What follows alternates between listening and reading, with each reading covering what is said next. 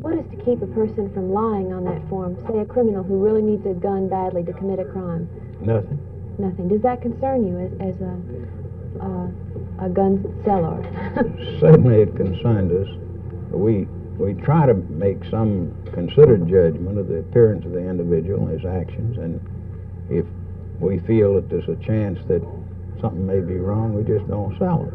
Do you think that all people who sell guns are as honest and above board as you? Are you concerned about some of your brethren, say pawn shops or people in other parts of town?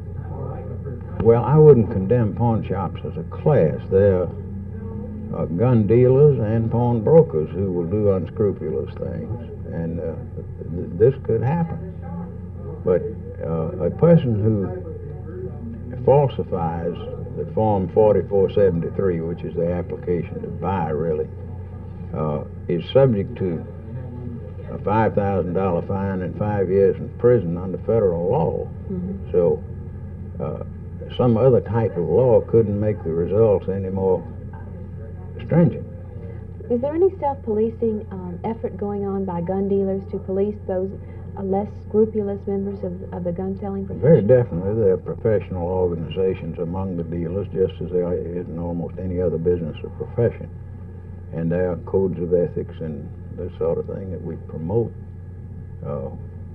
And I think perhaps some of the charges that are made against the unscrupulous dealers result from information supplied the authorities by the more honest dealers. We've never turned anybody in, but I know that it has been done. But somebody has. Yes.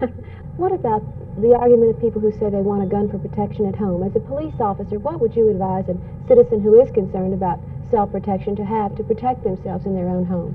I would advise them very quickly to get a shotgun. And not a handgun. And not a handgun, because we've, in 1971, for example, we investigated 46 accidental shootings. Mm-hmm. And of the 46 accidental shootings, 85% of those were with handguns.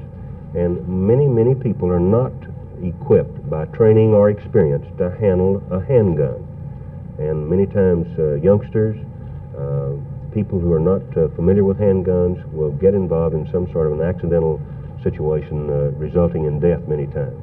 So the handgun is something that's very dangerous unless it's in the hands of someone who's well qualified, well experienced in its use and safety of its handling. So I'm convinced that a person is much better off, and if he wants something to protect his home and himself, that a shotgun is far more effective. It's easier to handle. It's not as dangerous in the hands of a novice, and it's much more devastating, in fact, when you use a shotgun. And I think it's much more effective as a weapon of protection for a homeowner.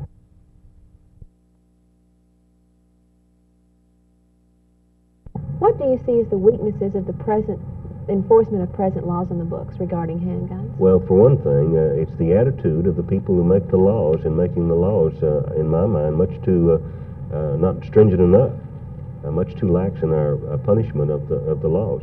For example, now, someone possessing a handgun, which is illegal outside of their residence, the penalty for that is a fine of not more than 100, not less than 100, nor more than 500, and not more than 1 month in the county jail or more than 1 year. Mm-hmm. And the average fine and jail term actually is much less than the maximum, of course. So it would seem to me that if we're really serious about doing something with illegal use and possession of handguns, mm-hmm. then we should begin to become much more severe with our handling of those who choose to make the use and possession of handguns illegal. So you'd like to see stricter sentences given to those people who violate Yes, I would, very laws. much so. And I'd like also, at the same time, to create enough understanding and create enough awareness on the part of the public that this is a very serious offense, mm-hmm. in my mind, and I think in the minds of most, if they know the facts, will agree that this is a very serious offense.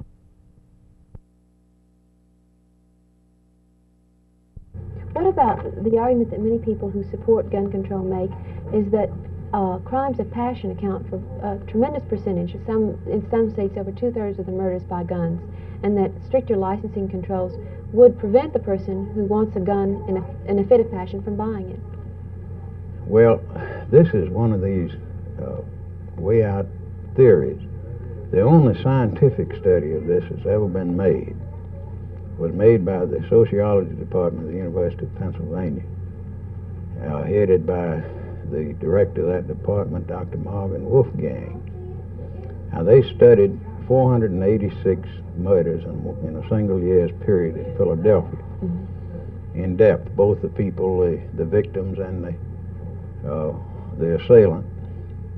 And their final conclusion was this, that once the impulse to commit murder has taken hold, they're going to commit murder with one weapon or another.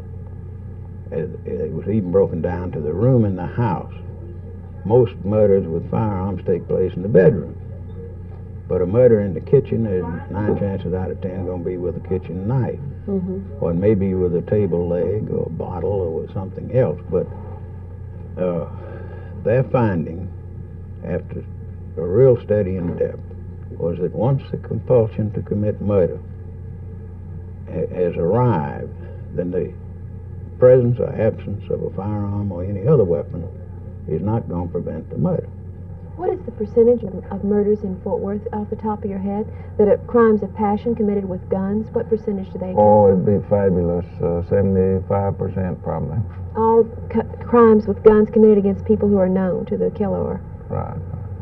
The people who say that there is a need for further legislation say that the gun in the home has been the cause of a tremendous number of crimes of passion, that the availability of a gun lends itself to being a more lethal instrument of death. Is there a high percentage of crimes of passion?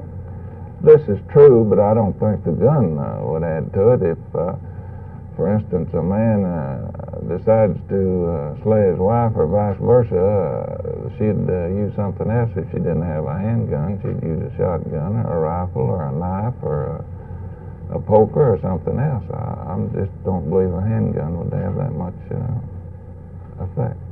There are a lot of people who say that guns don't kill, people do. That's true, except the availability of guns makes it a weapon that gets used in situations where it wouldn't be if the guns weren't around.